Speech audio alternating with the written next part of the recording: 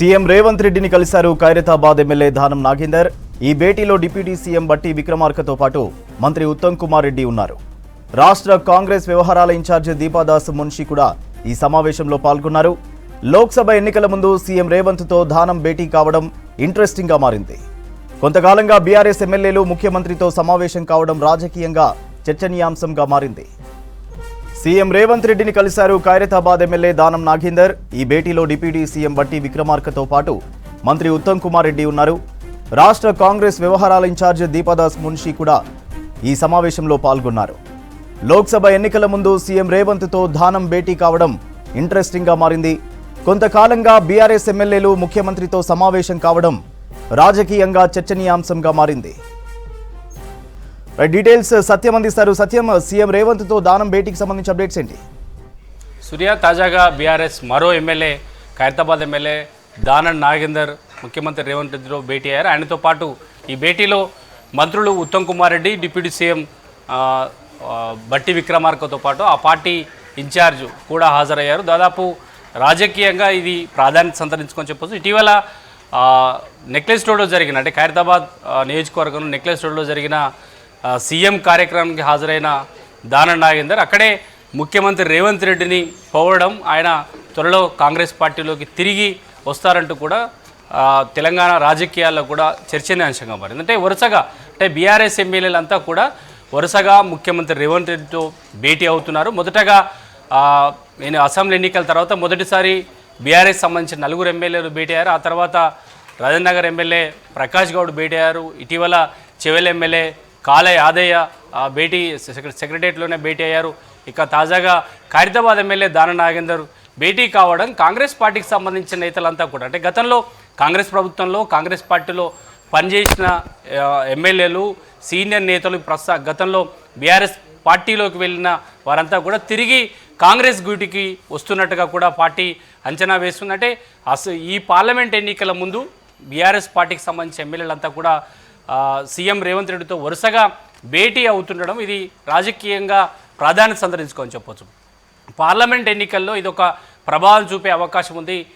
Secunderabad parliament, అదేవిధంగా మల్కాజ్గిరి పార్లమెంట్లో ఉన్న బీఆర్ఎస్ పార్టీకి సంబంధించిన ఎమ్మెల్యేలందరినీ కూడా వరుసగా కాంగ్రెస్ నేతలు సీఎంతో భేటీ తర్వాత రాజకీయంగా వారంతా మద్దతు కాంగ్రెస్ పార్టీకి ఇస్తారా, లేదంటే బీఆర్ఎస్ అభ్యర్థులను గెలిపించడానికి పనిచేస్తారనే అంశం అయితే ప్రస్తుతానికి రాజకీయ వర్గాల్లో చర్చ సాగుతూ వస్తుంది. అయితే వీరితో పాటు మాజీ మంత్రి మల్లారెడ్డి కాంగ్రెస్ పార్టీ వైపు రావడానికి తీవ్రంగా ప్రయత్నాలు చేస్తున్నారు. ఆయన గతంలో ప్రభుత్వ సలహాదారుగా ఉన్న వేం నందరెడ్డితో భేటీ అయ్యారు. ఆ తర్వాత కర్ణాటక డిప్యూటీ సీఎంగా ఉన్న డీకే శివకుమార్తో కూడా భేటీ అయ్యారు. ఆయన త్వరలో కాంగ్రెస్ అధిష్టానాన్ని, కాంగ్రెస్ పార్టీకి సంబంధించిన కీలక నేతలతో భేటీ కావడానికి మల్లారెడ్డి ప్రయత్నాలు చేస్తుండడం, ఇక బీఆర్ఎస్ పార్టీలో ఉన్న ఎమ్మెల్యేలంతా కూడా పార్లమెంటు ఎన్నికల నాటికి పూర్తిగా కాంగ్రెస్ పార్టీలో చేరడం కంటే కూడా సీఎం రేవంత్ రెడ్డితో భేటీ అయి రాజకీయంగా కాంగ్రెస్ పార్టీకి మద్దతు తీసుకునే ఒక ప్రయత్నం కాంగ్రెస్ పార్టీ సీరియస్గా చేస్తుంది. గతంలో బీఆర్ఎస్ పార్టీ అధికారంలో ఉన్నప్పుడు బీఆర్ఎస్ పార్టీ ఏదైతే చేసిందో కాంగ్రెస్ పార్టీకి సంబంధించిన ఎమ్మెల్యేలు నేరుగా బీఆర్ఎస్ ప్రభుత్వంలో చేర్చుకున్నారు, సీఎల్పీనే విలీనం చేర్చుకున్నారు. కానీ ఈసారి రేవంత్ రెడ్డి వ్యూహం ఏ విధంగా ఉండబోతుంది, కేవలం ఎమ్మెల్యేలతో భేటీ వెనుక రాజకీయ కోణం ఏం లేదంటూ కూడా పదే పదే సీఎం రేవంత్ రెడ్డి చాలా సందర్భాల్లో ప్రస్తావించారు. కానీ గతంలో వైఎస్ రాజశేఖర రెడ్డి టీఆర్ఎస్ పార్టీకి సంబంధించిన అసంతృప్తి ఎమ్మెల్యేలను కాంగ్రెస్ పార్టీ మద్దతు తీసుకుంటే ఆ పార్టీలోనూ ఉంటూ కాంగ్రెస్ పార్టీకి మద్దతు ఇచ్చేలా ఆయన రాజకీయ వ్యూహాన్ని అమలు చేశారు. అదే వ్యూహాన్ని ఈసారి రేవంత్ రెడ్డి అమలు చేయబోతున్నారనే ఒక చర్చ అయితే ప్రస్తుతానికి రాజకీయ వర్గాల్లో సాగుతుంది. పార్లమెంట్ ఎన్నికల ముందు బీఆర్ఎస్ పార్టీకి సంబంధించిన ఎమ్మెల్యేలను ఒకేసారి కాంగ్రెస్ పార్టీలో చేర్చుకుంటే గత ప్రభుత్వానికి ఈ ప్రభుత్వానికి తేడా అయిందనే ఒక అంశం ప్రజల్లో చర్చ జరిగే అవకాశం ఉంది. కాబట్టి పార్లమెంటు ఎన్నికల ముందు బీఆర్ఎస్ పార్టీకి సంబంధించిన ఎమ్మెల్యేలను పార్టీలో చేర్చకపోవచ్చు అనే ఒక చర్చ అయితే సాగుతుంది.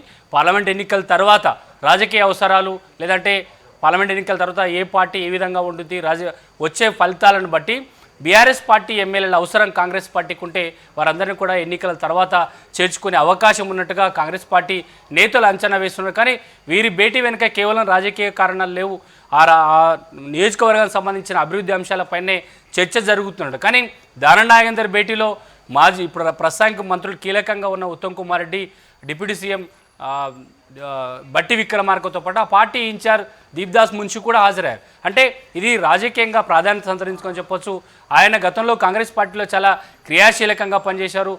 వైఎస్ ప్రభుత్వంలో కూడా ఆయన మంత్రిగా కూడా పనిచేసిన అనుభవం ఉంది. కాబట్టి దానం నాగేందర్ నాటి నేతలు వస్తే మాస్ లీడర్లు అంతా కూడా కాంగ్రెస్ పార్టీ వైపు వస్తున్నారు, తిరిగి తమ సొంత గూటికి వస్తున్నారనే ఒక రాజకీయ అంశాన్ని తెరమీద తీసుకొచ్చడానికి కాంగ్రెస్ పార్టీ ఎవరైతే కాంగ్రెస్ పార్టీ వైపు రావడానికి లేదంటే బయట ఉండి మద్దతు ఇవ్వడానికి సుముఖంగా ఉన్నారో వారందరితో వరుసగా కాంగ్రెస్ పార్టీ భేటీలు నిర్వహిస్తుందని చెప్పొచ్చు.